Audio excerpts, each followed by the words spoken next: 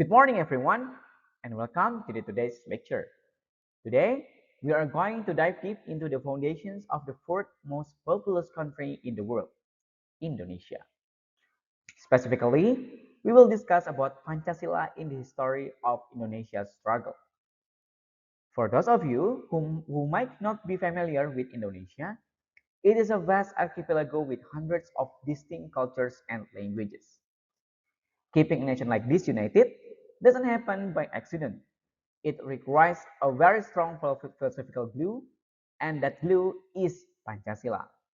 And today, we will explore the three crucial historical stages that changed these nations forever. Okay, let's continue. Okay, this is the title for today's lecture. Now, let's move to the core purpose. The question is why it's so important to study this history? Because the context matters. Following the 1998 reform era in Indonesia, a common misconception arose because the previous New Order government heavily indoctrinated the public of their versions of Pancasila. Many younger generations mistakenly assumed that Pancasila was just a political product of that fallen regime. But the historical truth is far deeper. Pancasila has been the official, legally binding state foundation since August 18, 1945.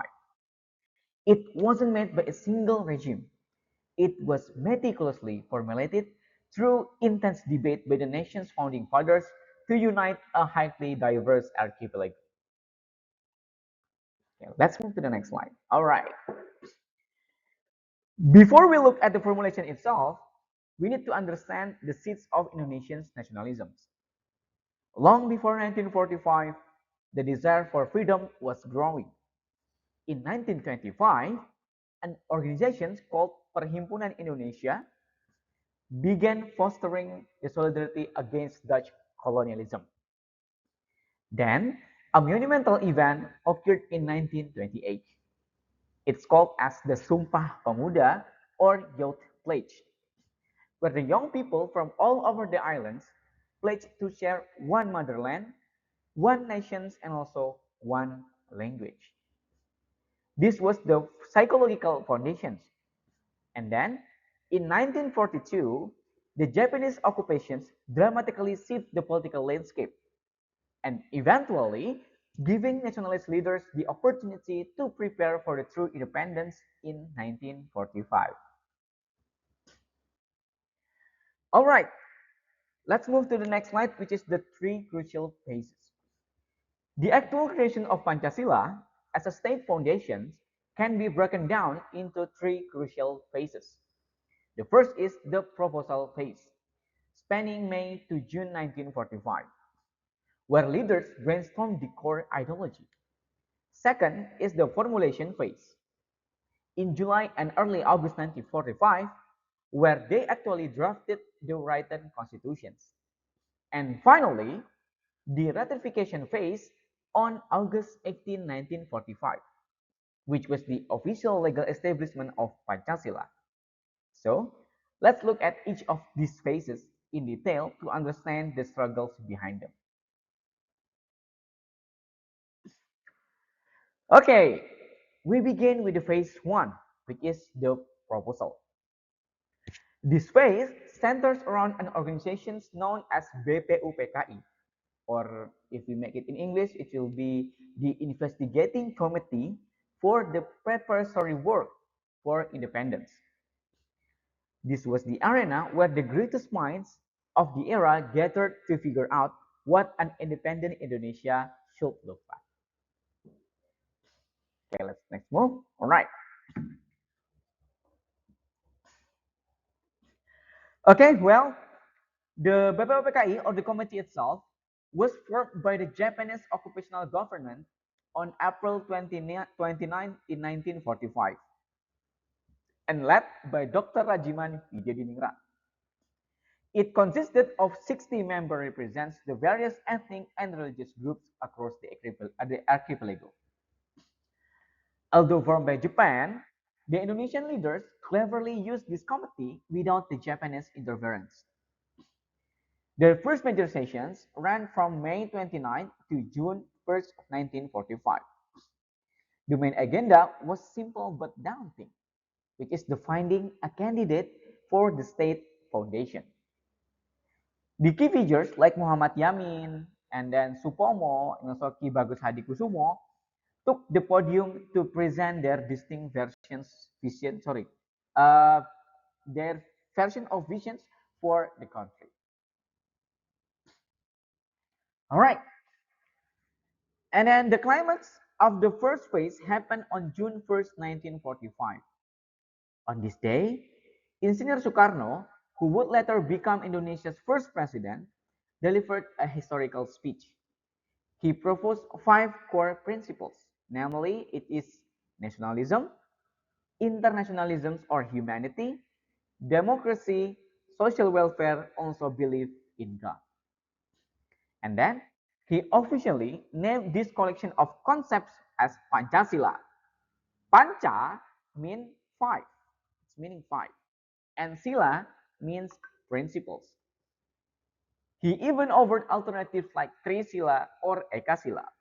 However, the assembly enthusiastically accepted the name Pancasila, and today, in June 1st, is celebrated as the birth of the Pancasila. All right, now let's moving on to the phase two, which is the formulations. Now that they had already the basic ideas and also and a name, then they need to put it into a formal legal document.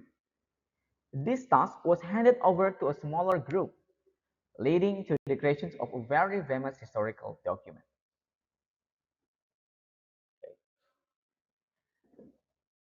To accommodate all of the various proposals from the first sessions, a small committee of eight, and in which later become 9 members, was formed.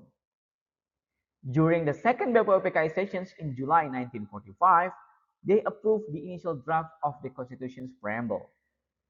This draft is famously known as the Jakarta Charter or Piagam Jakarta. It contained the formulations of Pancasila. However, there was a major issue. The first principle in this charter included a controversial clause known as the seven words, which entitled as mandated Islamic Sharia law for its adherents. While acceptable to the some, it posed a significant problem for a multi-religious nation. Let's continue. Before they could finalize the constitution, the global political map shifted dramatically in August 1945. On August 8 and also 9, the atomic bombs were dropped in Hiroshima and Nagasaki. By August 14, at the time, the Japanese Empire surrendered unconditionally to the Allies. This created a critical power vacuum in Indonesia.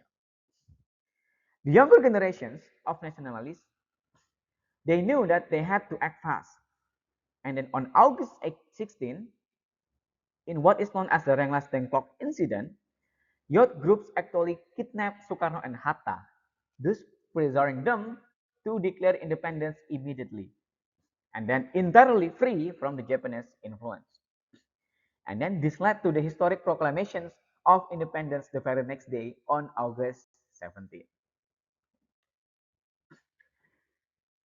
And then this is the last phase, which is the ratifications.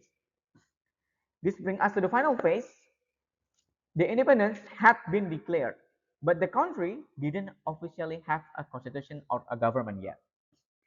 This responsibility and then fell to the PPKI, or it's in English entitled as the Preparatory Committee for the Indonesian's Independence. All right. The PPKI met on August 18, 1945, just one day after the independence. They faced an immediate crisis at the time. The representative from Eastern Indonesia, which has a large non-Muslim population, objected to the seven words in the Jakarta Charter. In a brilliant display of statesmanship and a profound commitment to unity, the Islamic leaders agreed to a great compromise. And then, in order to maintain the unity of our diverse nations, the seven words were removed. Thus, the first principle was changed to Ketuhanan Yang Maha Esa, or belief in one and only God. Thus, this ensured that Indonesia would belong to anyone or everyone. And then, that meeting on August 18 was actually incredibly productive. The first, they officially ratified the 1945 Constitution, and its preamble contained the finalized inclusive versions of Pancasila we know today. And second, they officially elected Sukarno and Muhammad Hatta as the first president, also the first five presidents. And the third, they formed the Central Indonesian National Committee, or KNIP, to assist president. And on this day, Indonesia truly established its legal and governmental foundations. All right. So, what can we learn from all of these stages? And then maybe we can make a question at what is the takeaway from all of this? Well, Pancasila is much more than a political tool or a relic of the past regime. Its formulation was a brilliant, heartfelt compromise by the founding fathers, which when they are representing a vast array of ethnicities, religions, and also beliefs. They choose unity over division. That's the main point. They choose unity over division. Today, Pancasila remains the absolute philosophical worldview and legal foundation of Indonesia. And then also, it is the reason why the world's most diverse archipelago continues to stand united and also harmonious. And then, for those who are interested in exploring this topic further, especially the academic research behind the BPOPKI sessions and the Jakarta Charter, here are some excellent academic resources and also journals published recently by Indonesian institutions. These internet sources corroborate the historical narratives we discussed today, which is primarily based on our main course material. And after these sessions, or after these explanations, we will have a quiz. This quiz is actually conducted in order to check whether you guys pay attention or not. And also in order to challenge your ideas, perhaps to challenge your realizations about this material in the future. And this is the last for today's classes. I would say thank you very much for your time and also attentions. I am now open to any discussions you might have. Thank you and see you next time.